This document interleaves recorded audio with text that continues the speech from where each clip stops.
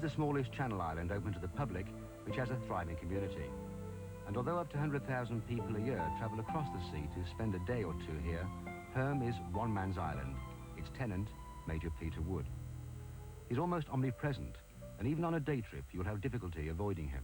You know, you could almost bring your breakfast over. Yeah. You could almost go down and have breakfast, you know, on Belvoir Bay, having caught the 8:30 boat, and then you've got the whole of a really long day to go at it.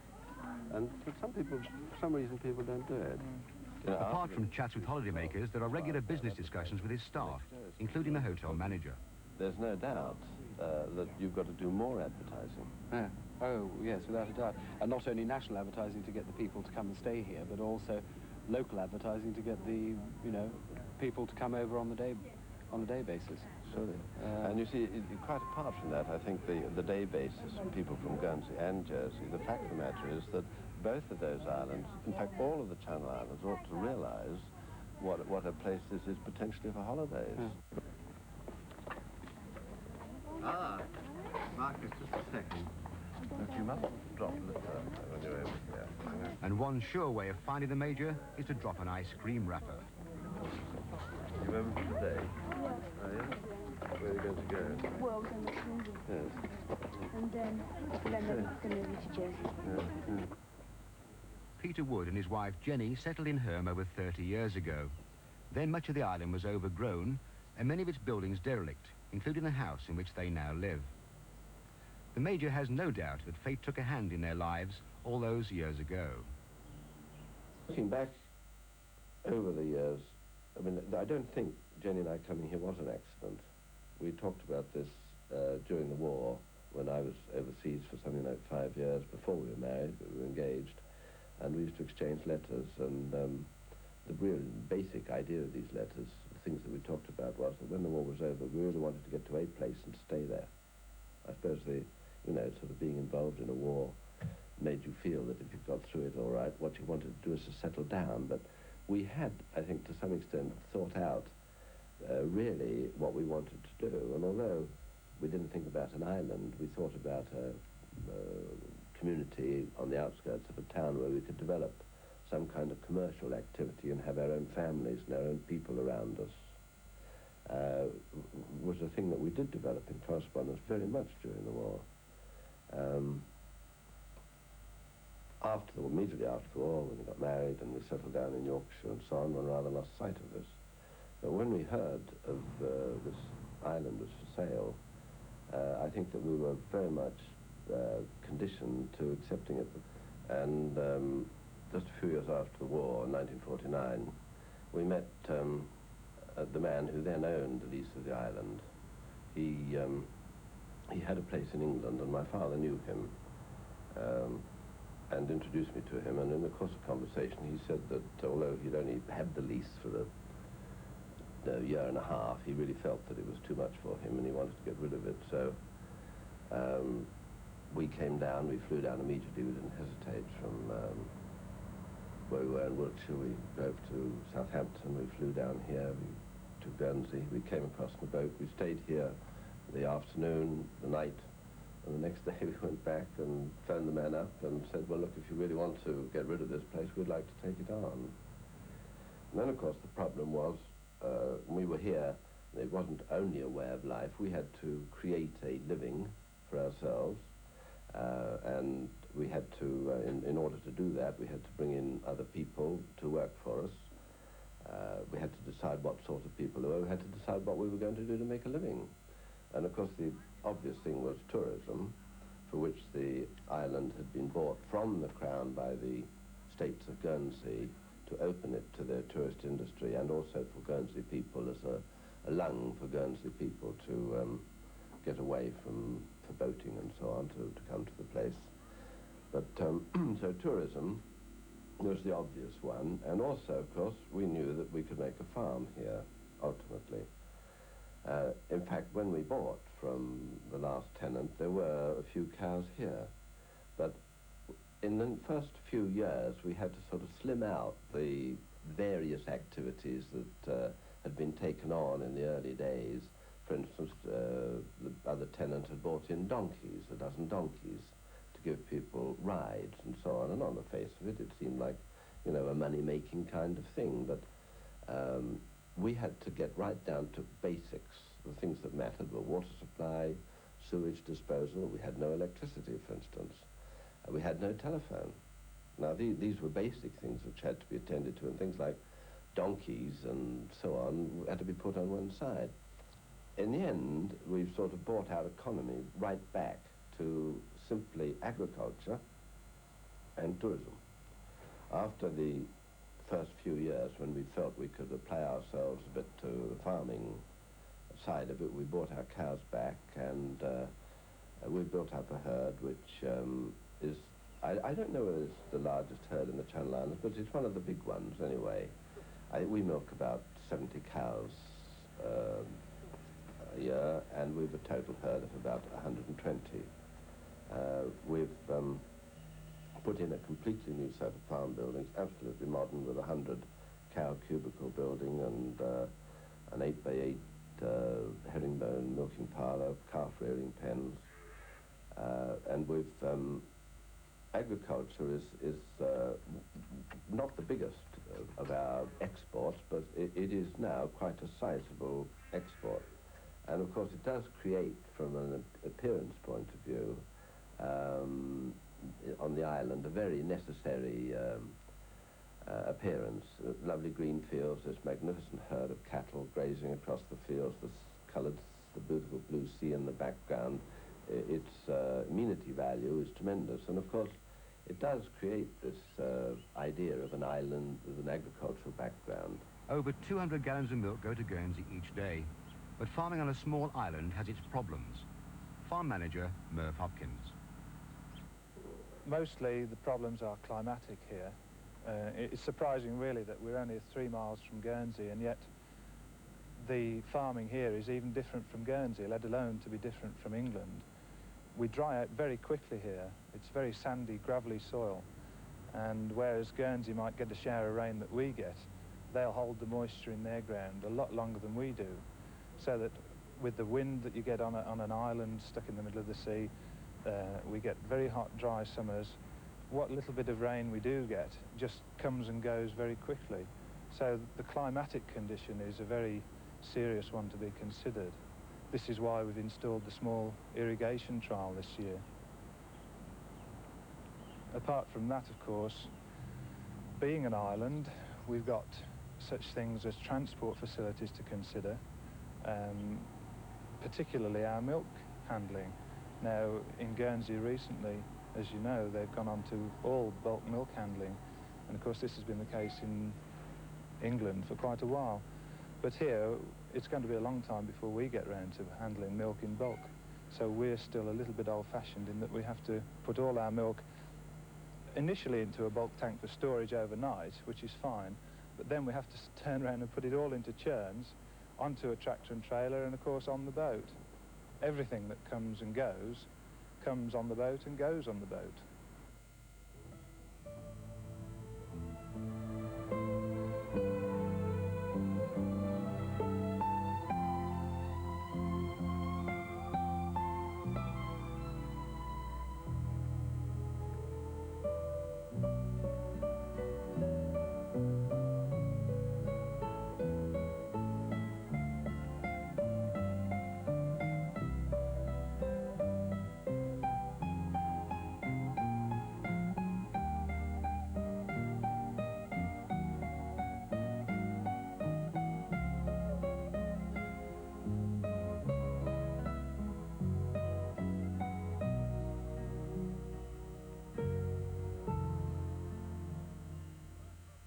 We now have 10 families that live on this island. I think it's about 9 children. In fact, we have 2 schools at the moment. We have a little morning school for the little ones, and we've about 8 or 9 children that go to our big school, and we can teach children up to about aged 11. Now, all of these children, they know what their father does. You know, they know that Dad is necessary to the... In fact, they know where he is. You know, he's 200 yards away or 500 yards away. He hasn't disappeared to some sort of rather obscure concept like the office or the factory, and he comes back at 6 o'clock at night. you know, and is a misty kind of figure. Children who are brought up on this island, I think, have a very great advantage, or because they know what their dad does, they know where he is, he's close by. You know, it's a bit like the old village life used to be. The children here receive a primary education. Once past that, their parents have to make a decision, move on, or send the children to boarding school. The teacher, Sue Hopkins, wife of the farm manager, also teaches two of her own children. In preparation for when the youngsters go to a larger school, they spend one day every 2 weeks at Vovet School in Guernsey. How do children from Herm's tiny school differ from those they meet at Vovet? Socially, they're very insecure in a big school. I've noticed in the playground that they tend to come together at playtime, my group. They don't mix with the other children as well as they perhaps would. They're very nervous.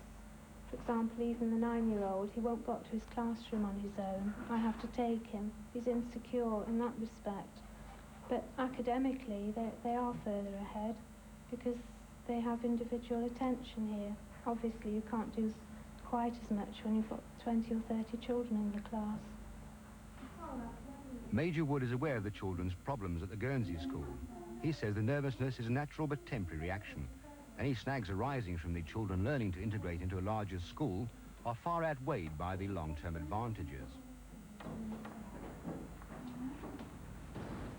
After 32 years, Herm has few new worries for its tenant, but for Jenny Wood, who had 6 children to raise and help establish the various enterprises, the early days were anxious times. It did take me quite a few years to get used to the idea of the sea being all round me and the inevitable feeling of isolation and being cut off, and it was worrying. If one of the children, to begin with, if one of the children sneezed twice running, I thought, my words, you know, what's this going to develop into, and just what do I do, you know, if they do get seriously ill. And in fact, I suppose it was one of the children being seriously ill that brought me to a realization of the fact that it wasn't such a tremendous problem, because when Penny was a baby, for instance, she was suddenly taken very ill, and yet within an incredibly short time, within, I think it was, thinking back, it was something like 45 minutes from first realizing she was ill, phoning the doctor, and she was tucked up in hospital in Guernsey. I may be exaggerating a little, but not very much. And it was very reassuring to me to know that even here we were, and this incidentally in the teeth of a full gale. It was not an easy trip that night by any manner of means, and it's surprisingly how normal living on a small island can be. Obviously it's more normal now than it was when we first came, but it's almost the normality of living here, which is so nice, so very rewarding. There are few sort of extraneous sort of advantage, you know, sort of well, no cars for a start. It's normal. If you want to go anywhere, you walk. There are things which aren't normal but very nice, like I never get on the boat to go to Guernsey, but I think to myself, well, were I on the mainland, meaning England or even Guernsey, if I was to go shopping, I'd be either getting a car out of the garage or catching a bus or getting a taxi. But here I am getting into a boat, and all the sometimes drama of that situation. Sometimes it's flat calm, other times it can be very rough, and we never go necessarily the same way twice. The boat maybe goes in the most direct course to Guernsey, or maybe it goes round the back of Jetu, or that's an abnormal thing, but a very nice thing. But generally I would say that life's a normal thing, and my life is probably very comparable with many a housewife in England, I think. Everything that is done on the island, I do. Jenny and I do everything. In other words, there's no separate operator, in the sense that there's another family who has their own shop. You know, we do it all. And we also repair the roads, we provide the administration for the office, the water supply, the building maintenance, so on and so on. It's all done by my family, by us, and it's an unusual setup. a place that is run totally by one family. The fact that we have been here now for 32 years is a factor in a lot of people's lives. Not only people in Guernsey, because you know, in Guernsey is a place where people have lived for hundreds of years, hundreds upon hundreds of years. Families have continued there, and you have to be a long time in a place like Guernsey to be recognised. I think probably the time has come and we're beginning to be recognised, because Jenny and I have been here with our family for the best of a third of a century. And I think that is important to a lot of people. And there are lots of Guernsey youngsters, for instance, that have grown up, that have seen me about the place and Jenny about the place from the time they were kiddies, and now they're 30 years old and they've got children of their own. We've had people come here with, as children, with their families, with their mum and dad on holiday to stay here, and now they've come back with their own children. And there are a lot of people of my own age, you know, who've been coming here for 10, 15, 20 years. We just had a man left yesterday who's been here for 21 years consecutively, and it's an important part of his life. And a lot of these people come back, and they like to see us about the place, and as far as that goes, we're friends. So I think that from a way of life point of view, continuity is important, not only to us, not only to me, but also to a lot of other people. Having a chat with Peter Wood and his family is part of the holiday for many regular visitors. They're the heart of the island as far as I'm concerned. You know, all's right with the world as long as they're on the island, particularly when you can see the Major and Mrs. Wood around. That makes all the difference. And we've watched the family grow up in these 15 years.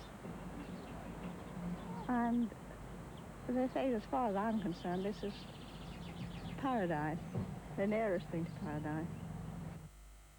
There have been families, groups of people.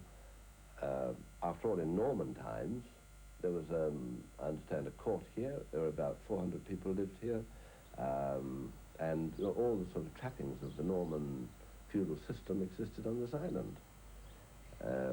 Ever since we've been here, I've taken a service on Sunday in the church, what I call a family service. It's non-denominational, and we go there to sing hymns and to say our prayers together and to have a reading, quite short. And I think that what we do suits the community.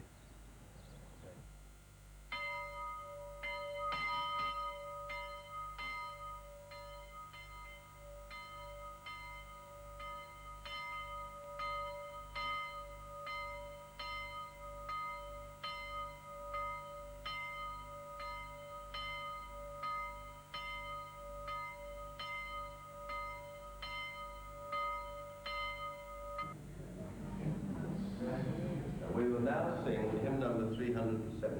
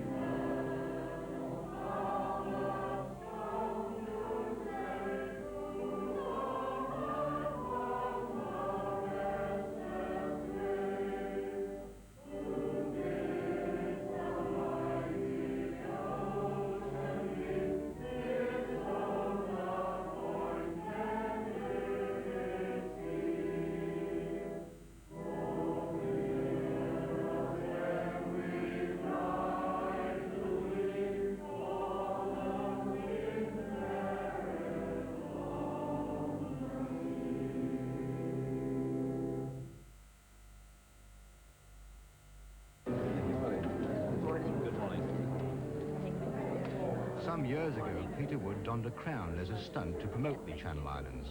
He was dubbed King Peter, and many still think of him as Herm's ruler. But does the Major consider himself to be a benevolent dictator? Well, I don't, no. And yet, I suppose I like to think that, you know, what I say goes. And of course it must, because basically we're a business. you know? I don't interfere with the way people live. They live in their own houses, the way they want to live. But everybody works really for me and my family, and it's a very happy arrangement. It's the only concept that I know of a sort of feudal manorial area that still exists.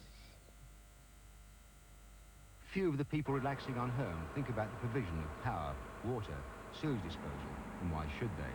But most modern holidaymakers expect light at the flick of a switch or water at the turn of a tap.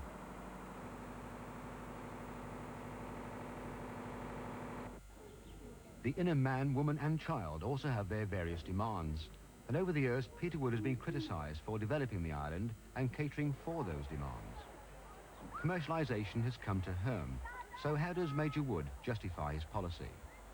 A community on the island has to be able to make a living. We have to maintain services. We have to keep boats going, supplies coming into the island. We have to commercialise, but the important thing, of course, is how you do it. I think we've done it in a way that hasn't offended people. In fact, I think what we've done, many people say, has been pleasantly done, colourfully done, and in a way adds to the, you know, to the general sort of pleasantness of the island. But commercialise it we have to. This is Jenny's and my home. The last thing we're going to do is to spoil that. And also the people who live on this island, it's their home. The last thing they want to see is the place being spoiled. But I think also, as far as people staying here or coming here for the day, there's a wonderful feeling of peace. Peace is not a negative thing. Peace is not the absence of noise and hustle and bustle, you know, in the sense that the absence of these things could be regarded as negative. Peace is a positive thing. And I've known people come here and express themselves very clearly, saying, this is a peaceful place. You know, it has something which is positive, which enters into them. Peacefulness. Quite positive. Just the same as hurdy-burdy is positive at the other end of the scale. It's been an unusual way of life, I think, and particularly thinking the way things have developed in the last 25 years, 30 years. We're not escapists. Nobody's trying to escape anything here at all. I mean, all the people who live and work here, and my wife and I and my family, are not trying to escape responsibilities. In point of fact, probably it's the reverse is true. We're really trying to sort of take more responsibilities on individually. I sometimes try and wonder what it is about this island. But now, for instance, it never ceases to amaze me, its sheer beauty. And I've seen pretty well every corner. And yet, funnily enough, there are places probably that I've not been, you know, right up to and in. It's about 600 acres in extent at high tide. And yet, 6 hours after high tide, it's about 1,500 acres in extent, because we have this enormous tidal rise and fall. So when the tide goes out, we've got the most magnificent hundreds of acres of lovely sand and rock pools and so on. So the thing's constantly on the move. If I was asked to design an island, if I was given unlimited resources, and I know this is nonsense, but say some almighty power said, look, you're an Englishman, design an island, put it where you want to put it. This is the island I would design.